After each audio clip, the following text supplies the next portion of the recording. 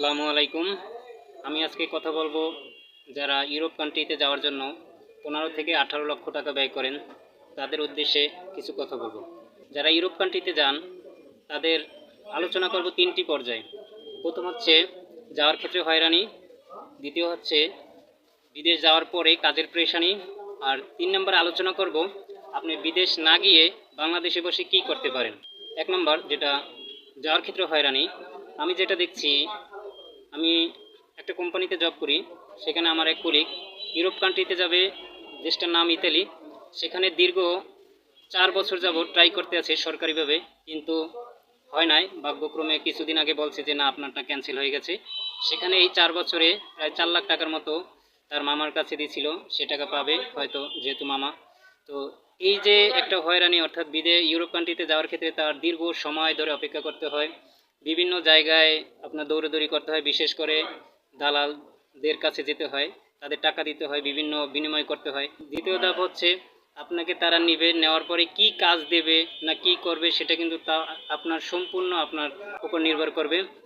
তারা শুধু আপনাকে বিদেশ নিয়ে দেবে, কিন্তু বিদেশ নেওয়ার পরে যে একটা দায়িত্ব দিয়ে যে একটা কাজ তারা জোগাড় করে দেবে সেটা কিন্তু দেবে না, অর্থাৎ আপনার জোগাড় করে নিতে হবে। সেক্ষেত্রে আমরা দেখি অনেক সময় কাজ না পেয়ে ভারসাম্যহীন হয়ে যায়, পাগল হয়ে যায়, না খেয়ে মারা পর্যন্ত যায়, এরকমের রেকর্ড আছে। এই যে কিছুদিন আগেও 34 জন বাংলাদেশি মারা গেল, তারপর বিভিন্ন সময় আমরা দেখি যে মারা যায়।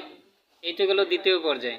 আর এখন আমি বলবো যে আপনি ইউরোপ কান্ট্রিতে কিংবা মধ্যপ্রাচ্য রাষ্ট্রে না গিয়ে আপনি বাংলাদেশে বসে কিভাবে এই টাকা ইনভেস্ট করে ব্যবসা করে লাভবান হবেন, তার কয়েকটা আমি পয়েন্ট বলবো যে আপনি এই ব্যবসাগুলো করতে পারবেন 5 থেকে 10 লাখ কিংবা 15 লাখ টাকার ভিতরে।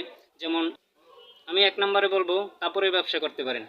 আমি এই যে কাপড়ের ব্যবসাটা করি, এখানে আমার 1 টাকাও ইনভেস্ট ছিল না, সম্পূর্ণ মানুষের কাছ থেকে চেয়ে তারপরে ধার দেনা করে আমি ব্যবসাটা শুরু করছি আমার নিজের জিরো ইনভেস্ট দিয়ে। এখন আলহামদুলিল্লাহ বর্তমানে প্লাজা আমার একটা দোকান আছে। দিতে পারেন আপনি সেলুনের ব্যবসা। সেলুনের ব্যবসা বর্তমানে খুবই জনপ্রিয় একটি ব্যবসা। এই ব্যবসায় সবচেয়ে লাভ বেশি। আপনি এই ব্যবসায় নামলে কোনো লসের সম্ভাবনা নাই, বেশি ইনভেস্টও করতে হয় না। 3 নম্বরে বলবো আপনি খামারি বা এগ্রোর ব্যবসা করতে পারেন। যেমন গরুর ব্যবসা আছে, ছাগলের ব্যবসা আছে, তারপরে আছে হোটেল অ্যান্ড রেস্টুরেন্টের ব্যবসা। এই ব্যবসায় ভালো লাভবান হওয়া যায়, অর্থাৎ ডবলের ডবল লাভ হয়। আমরা দেখি সাধারণত মানুষ পোশাক পরুক আর না পরুক সবার আগে খায়। জুতার ব্যবসা, জুতার ব্যবসায় বেশি টাকার প্রয়োজন হয় না, এটা অল্প পুঁজিতেই করা যায়, আপনারা শুরু করতে পারেন। আমার প্লাজায়ও বেশ কয়েকটা জুতার দোকান আছে, আমি তো দেখি ব্যবসা খুব লাভজনক, আপনারা জুতার ব্যবসাও দিতে পারেন। তারপরে আরেকটা সহজ ব্যবসা হচ্ছে, সেটা হচ্ছে অটো বা সিএনজি।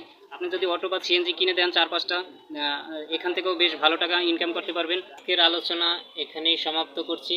তো ভালো থাকবেন, সুস্থ থাকবেন। আসসালামু আলাইকুম, আল্লাহ হাফিজ।